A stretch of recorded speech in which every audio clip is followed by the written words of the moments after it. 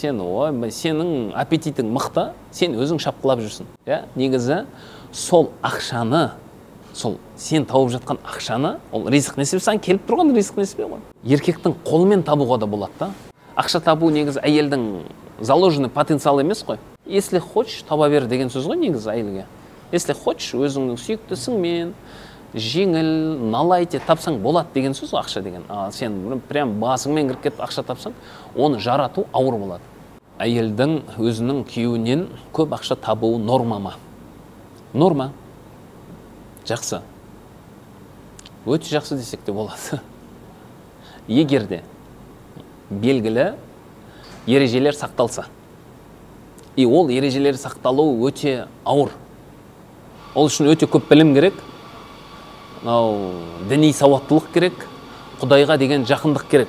Құдаймен байланыс дұрыс болмаса, жақсы болмаса, ол ережелерді сақтау мүмкін еместің жаны қасында.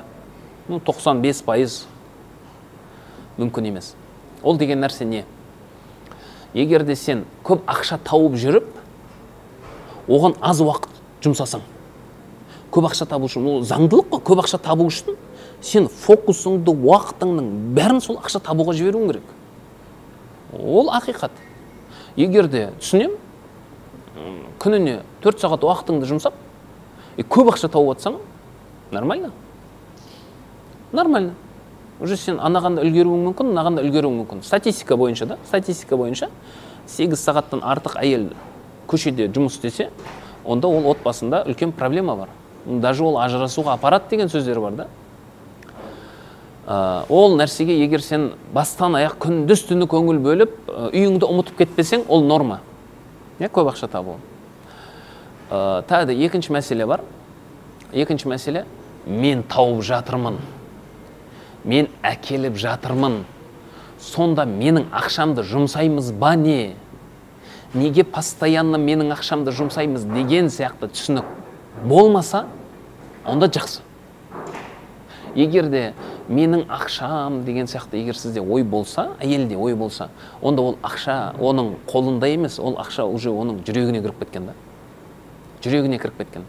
Неге әйелдің жүрегіне ақша тез кіреді? Өйткені оның бір нәпсісі сол дүние. Үлкен нәпсілерінің біреу дүние. Өйткені ода сондай заложенный қорқыныш бар.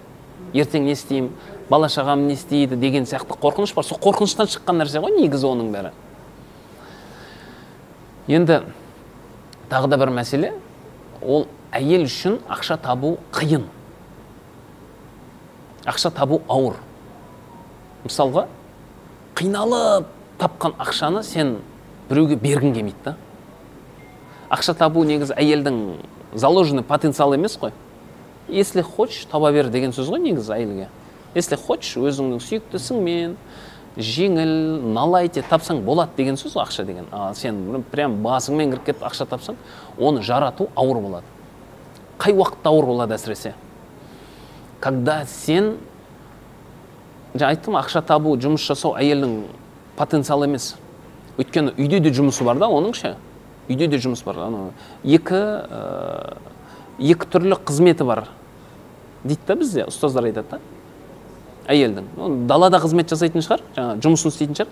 Үйде де жұмыс бар да, өйткені. Үйге келіп әйел демала алмайды ғой. Үйде де жұмыс бар, ол үйдің жұмысымен де айналысу керек. Ол заложенный, үйдің жұмысы заложенный. Өйткені үй ол әйелдің территориясы да. Еркекте қалай? Ол көшеде жұмыс істеп келді да, үйіне келіп демалды. Еркекте мысалы үйге келіп ананы істеп жүрін, мынаны істеп жүрін деген сигнал жоқ бізде. Біз үйге келдік па, жатып, кішкене демалып, телевизор көріп, или жаңа ютубтан бір нәрсе қарап деген сияқты нәрсе біз үшін норма да, оны әйелдер түсіне алмайды да. Ол сондай заложенный ғой. Оны сен түсіне аласың ба, түсіне алмайсың ба? Ол сондай нәрсе. Ол сондай. Еркек үйге келіп демалады, әйел көшеге шығып демалады, бірақ жұмыс істеп демалмайды да ол. Жұмыстан, көшеде жұмыс істеп жүр әйел, стрессте, көп ақша табам, үйіне келеді, үйінде әйтеуір жинайым, үйтем деген сияқты нәрселерді жасайды. Уже выгорание болады ғой, енді ол темір емес. Ол адам шаршайды. Сол шаршап атқан кезде бір осознание келеді ғой бір күні. Неге мен бұлай жұмыс жасап жүрмін, неге менің күйеуім көп ақша таппайды деген түсінік келеді ғой.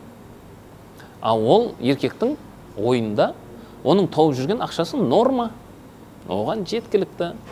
Сенің аппетитің мықты, сен өзің шапқылап жүрсің. Негізі сол ақшаны, сол сен тауып жатқан ақшаны, ол ризық несібе, саған келіп тұрған ризық несібе ғой. Еркектің қолымен табуға да болады да. Еркектің қолымен табуға болады. Ол деген сөз қайтадан, бұл нәрсені айта береткен демеңіздер, бірақ бұл просто бұл заңдылықта. Заңдылықта, мысалға, 2-2-ні қоссаң 4, оны қанша рет айтсаң да ол 4 болады да. Дәл сол сияқты, егер де сен өзіңді түсінбесең, еркекті түсінбесең, еркектің психологиясын түсінбесең, екі ортада дұрыс қарым-қатынас, дұрыс мәміле деген нәрсені түсінбесең, сен еркекке дұрыс қарым-қатынас жасай алмайсың. Сен оны дұрыс түсіне алмайсың. Сен еркекке өзіңнің ойыңды жеткізе алмайсың. Әйел андай қиял болады ғой негізі. Сол қиялын еркекке дұрыс жеткізсе, ол еркек әйел үшін тауды қопаруға дайын да. Так что сол ақшаны да еркектің қолы арқылы табуға болады. Бұл деген сөз дәл қазір жұмысыңды таста да, барлығын еркектің мойнына артып қой деген нәрсе емес. Ол жайлап болады. Енді мынау опасный нәрсе бар. Әйел ақшаны көп тапқан сайын тәкаппарлығы тез өсіп кетеді. Тәкаппарлығы тез өсіп кетеді. Ол нәрсе еркектің жұмысы еді. Табу, ақшаны табу ауыр. Қатты қиналғаннан кейін мен тауып жатырмын деген сияқты ой болады, сол тәкаппарлық өсіп кетеді. Так что, құрметті ханымдар, егер де сіз өзіңізді түсінсеңіз, әйелдің психологиясын білсеңіз, еркектің психологиясын біліп, дұрыс қарым-қатынас құра алсаңыз, сіздің жаңағы отбасыңызға керекті уақытты дұрыс бөле алсаңыз, онда сіздің ақша тапқаныңызда проблема жоқ. Еще мынандай бір мәселе бар да. Сіз неқта көшеде жүріп ақша тауып жүрсіз, бірақ мақұл күйеуіңізбен деген отношение быт-шыт болды, ол күйеуіңіз вообще кетіп қалды деп. Құдай сақтасын, сондай болып қалды да. Бірақ әлі мына жақта балдарыңыз бар ғой. Балдарыңызға көңіл бөле алмасаңыз, ертең мына сіздің тапқан миллиардтарыңызды ертең сіз кішкене шаршайсыз ғой, қартайесіз ғой. Сол қартайған уақытыңызда мына миллиардыңызды мынау дұрыс тәрбиеленбеген балдар бірақ айдың ішінде, бірақ жылдың ішінде жоққа жібере алады да. Сол үшін ақшаны да табыңыз, уақыт бөліңіз. Әйел неге бәрін істеу керек деген вопростар шығып қалуы мүмкін бұл жерде. Бәрін істеу керек емес. Сіз просто өзіңіз істегіңіз келіп тұр. Істегіңіз келіп тұрса, ақшаны да табыңыз, уақытысымен дұрыс өзіңізге ұнайтын жұмысыңызды алып. Ол жұмыс еще сізге ұнау керек. А то сіз күйеуіңіз мияқтан шаршап келсе, сіз жұмыстан шаршап келсеңіз, ол үйде тек қана айқай шу болады. Так что сіз өзіңіздің жұмысыңызды сүйіп жасасаңыз, сіздің күйеуіңіз мына жақтан өзінің табысын тауып келіп жатса, екі ортада дұрыс бір-бірлеріңізге деген мәміле қарым-қатынастарыңыз болса, өте керемет нәрсе. Так что бұл жерде проблема ақшада емес, проблема еркек пен әйелдің бір-бірінің дұрыс қарым-қатынас құра алмауында. Табыңыз, Алла әйтеуір әрбір тапқан табыстарыңыздың берекесін берсін.